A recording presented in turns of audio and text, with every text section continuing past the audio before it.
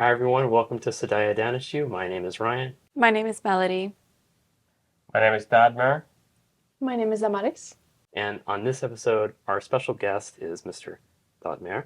After researching for 2 years at Harvard Medical School, our guest today moved out west to get his medical education. Dadmer Yahubi is an MS3 at UCLA David Geffen School of Medicine. Dadmer, welcome. Thank you very much. I'm very pleased to be here, and I'm happy to answer any questions, and I hope this will be helpful for everyone watching. Yeah, we'll just get straight into our formal interview questions. I mean, you were like a high-profile guest. You think about it. We got maybe a Persian audience. Imagine a Persian audience wanting to come here for their medical education. Where are they going to go? They're going to go to your school. They want to go to your school.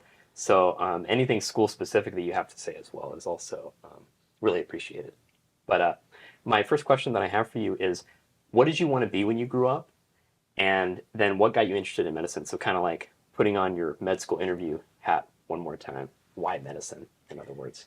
Yeah, that's a great question, and it's something that a lot of medical students have to think about, and also pre-med students, just because they have to write that personal statement and apply to medical school. And one of the main things that I found important in my journey growing up was my fascination with like different puzzles and problem solving. Even when I was in middle school, when I was in high school, I was very obsessed with like things like, for example, escape rooms, or like solving puzzles, like and that kind of led me to go more into like scientific fields in which I will have to employ that kind of problem solving skill and solve problems and move further along. And as I moved along my journey in science in undergrad, the second kind of realization came in, and that was that seeing kind of what my dad used to be a physician in Iran, and seeing like the kind of help that you can give to people as a healthcare professional, that was very attractive for me.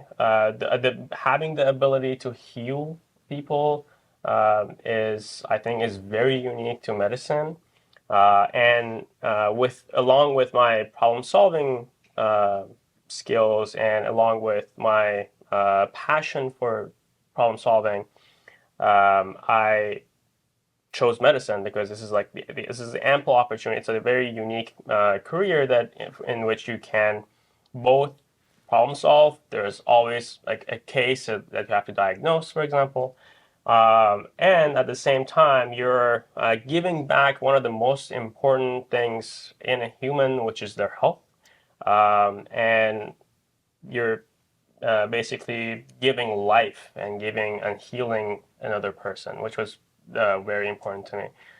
So I would say the combination of like science and wanting to do problem solving, science and helping people. Science and the two no-nos of medical school interviews. Yeah.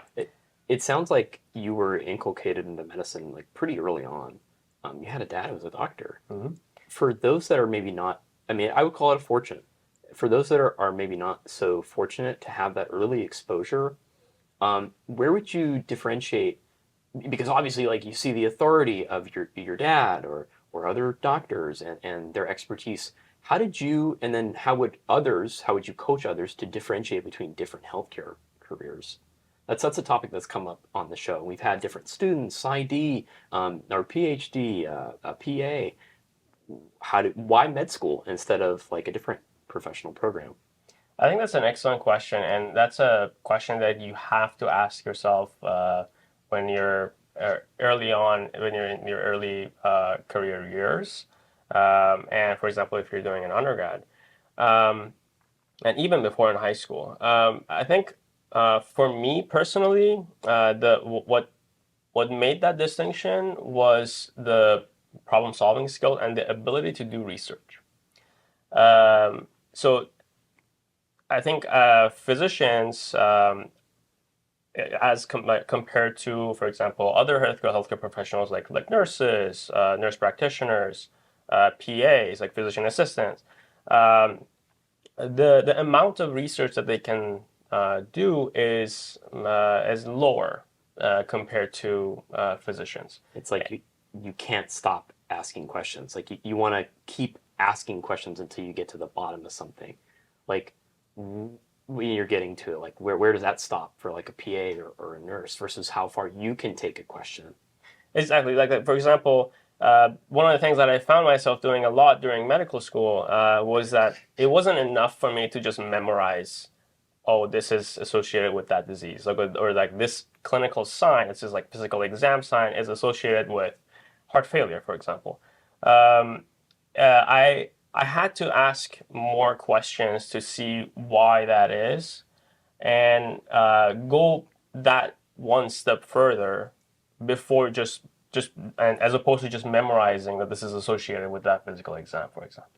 And I think that like this kind of attitude was what drove me much more towards being a physician rather than a nurse or a physician assistant, for example. Okay. Did you have a question? Well, I think just piggybacking off of what you were saying, could you give us a specific example of like where, basically, exactly what you were saying. Like, what are the differences and capabilities of an MD, a doctor, a medical doctor, versus somebody who is like a PA or a nurse? Because I have seen a lot of papers I think we're where looking there for, like, are, yeah, where there are nurses who are on there who are like part of the writers who are maybe NPs or something like that.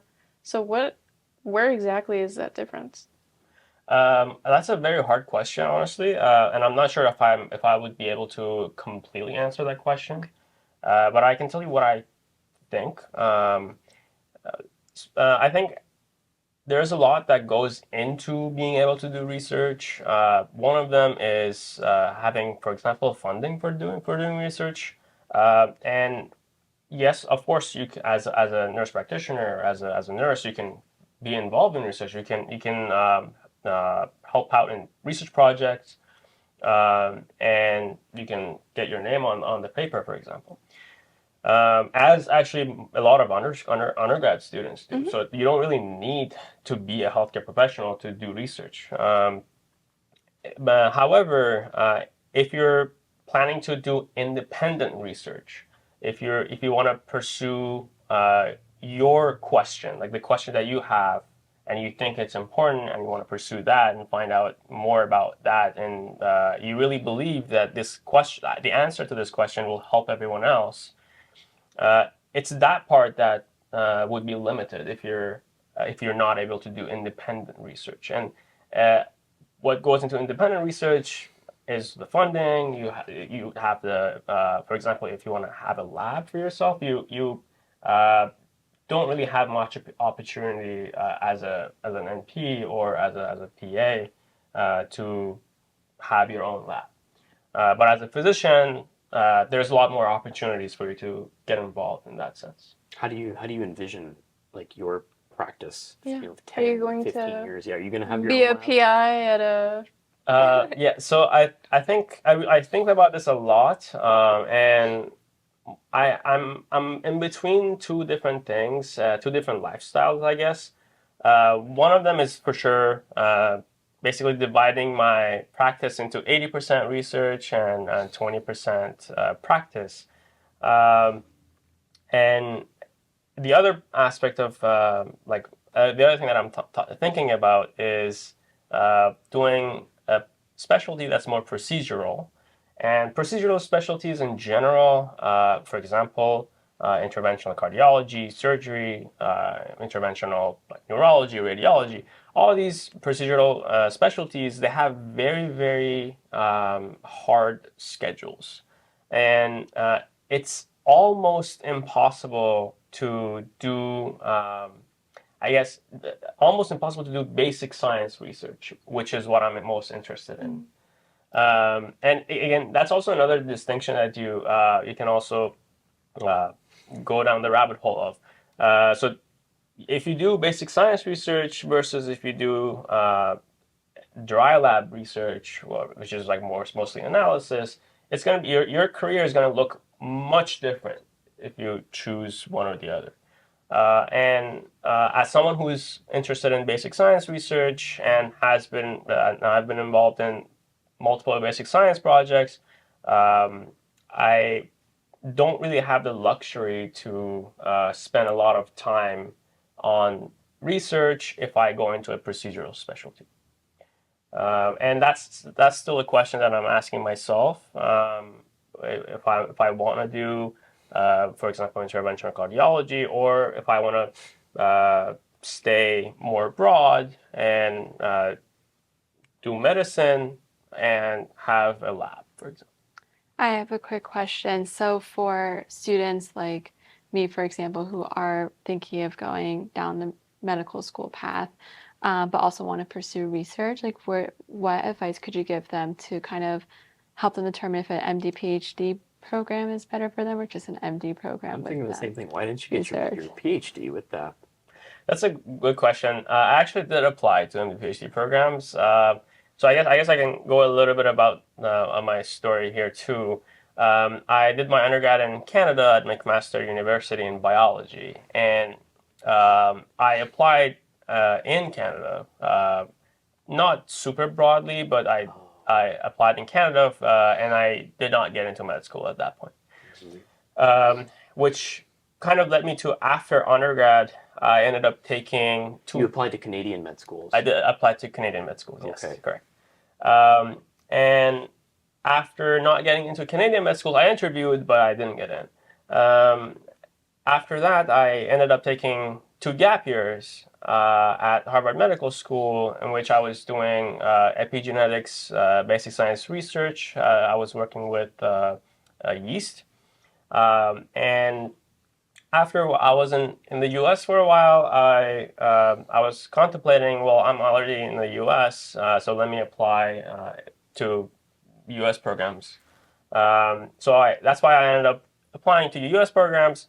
And at the time, there wasn't a lot of U.S. MD, PhD programs that allowed someone from Canada to get into those programs, because a lot of these programs are MSDP programs, which are funded by NIH. Right. That's why I kind of gasped, because I realized I was connecting the dots. Yeah, exactly. And so that's why I ended up only applying to 5 programs out of like the 25 that I applied in total.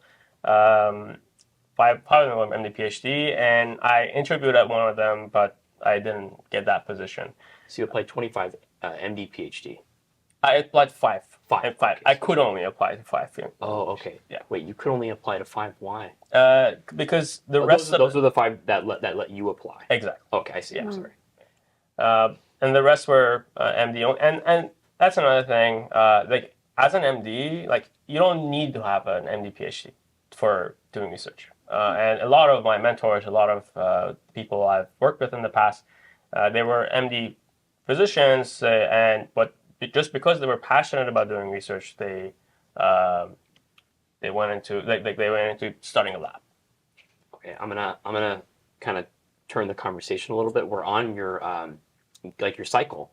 So you did 25 schools, and tell us how the cycle went. So 25 schools. Where'd you get in? Where'd you interview? And then the question. But let's get through that one first, because I have a question about the interviews for you. Yeah, that was very surprising to me as well. That the cycle that I applied in the U.S. I only applied at 2 schools. I only interviewed at 2 schools, and the 2 schools were Harvard and UCLA. Wow. And Jackpot. Yeah, almost. You're almost there. Yeah. And that's another like point that I want to emphasize too. Like you only need one of them to work out of the 20, 30 that you apply to. But yeah, it was very stressful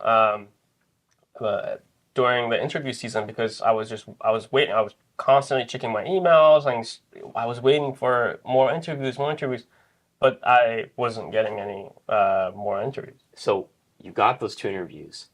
How did they go? And were there any questions that you were like, Yeah, and that's kind of surprised you a little bit. Yes, for sure.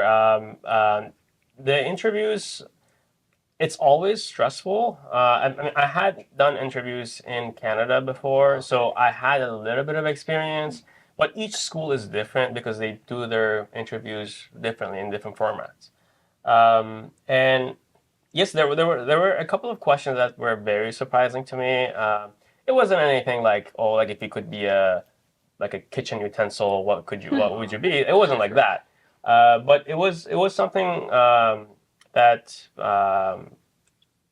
kind of took me by surprise, asking about me to like reflect on my experiences in an odd way. Like scrutinizing your experiences. In a way. What's the worst part Interesting. about yourself? Like that? Actually, Spill no. the tea. I guess. I mean, I'm not sure if I can talk about that actually, Oh, but man. I can't tell you the exact question. But it was something along the lines of like if you could tell me about one of the achievements that you had that you're least proud of, Oh, okay. like basically like twisting a question in a way that like you can talk about your achievements. You can be like, oh, like, what's your most like impressive achievement that you think you have. Yeah. But then twisting it and saying that you're least proud of Yeah. It's like is a little pull the rug on Yeah. something Exactly. that is really just fluff, Yeah. basically. How did you? Interesting. Oh, sorry, Ryan. How did you prepare for your interviews? Did you do anything to help you before? Or I think one important thing that everyone should do for preparing for interviews is to like kind of like make a list of your experiences and like the common questions that you're gonna get asked, because those questions you're gonna be asked, like the why medicine question, why here, these questions you're gonna be asked. So you should prepare an answer to those for sure. And then by having a list of your experiences and kind of having the story fresh in your mind, uh, when they ask you questions, that then you can pull from those stories on the spot and answer those questions. I mean, it's not going to be perfect, but the more experiences you have Yeah. allows you to the like best you could do? best answer this question. So when you went out of that UCLA interview, were you smiling or were you sweating? No, I was very stressed, and Okay. I was so glad that it was over. But I guess my conversation with the last interviewer was very pleasant. So that was a little bit calming as compared to my other interviews in the past. But yeah, I'm stressed. it's very dependent on the conversation, and it's also an important part that we should emphasize too, that at the same time that they're interviewing you, you kind of are interviewing them too. Cool. Yeah. Did you feel like it was conversational? And would you recommend that to students to approach it like a conversation? I've heard that said a couple times. Yeah, I completely agree. Again, but it depends on the interviewer, because I've had interviewers who wanted to be question, and you just like rapid fire answer them. But then there was also interviewers who were very conversational, very laid back, and they just want to get to know you. So you joke about things, you talk about your hobbies, and like you just ended up talking about your hobbies the whole like half of the. You have pretty extensive research. Did that come up? Yeah, for sure. Yeah.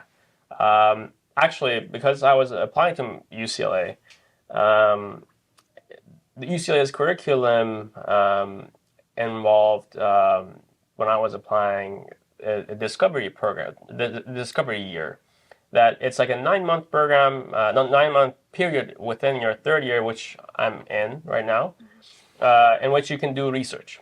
So, as part of why UCLA, I actually brought that experience up and talked about my research experience and my passion to want to do research, and that I'm looking forward to this third year program, the discovery period, to do more research.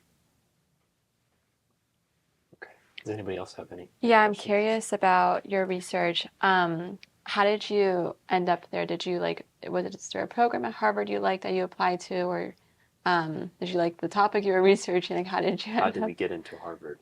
to do research? Yeah, please give us all your tips. I'm kidding. I honestly, I was not expecting this. It was a cold email that I Oh sent. wow. Not interesting. It was a cold email. I had done some epigenetics research in the during undergrad, not that extensive, but very limited. About like a 3-month program, let's say.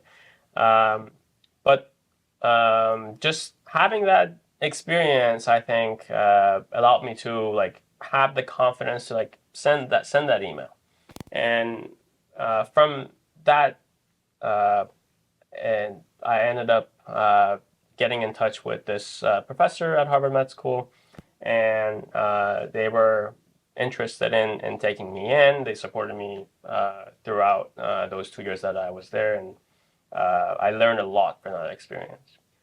Thought to finish our discussion today, I have one last question I would like to ask you, and that is, what is the single most important thing for a pre-med to understand about going to medical school in the United States, and then maybe something in medical school that relates to that?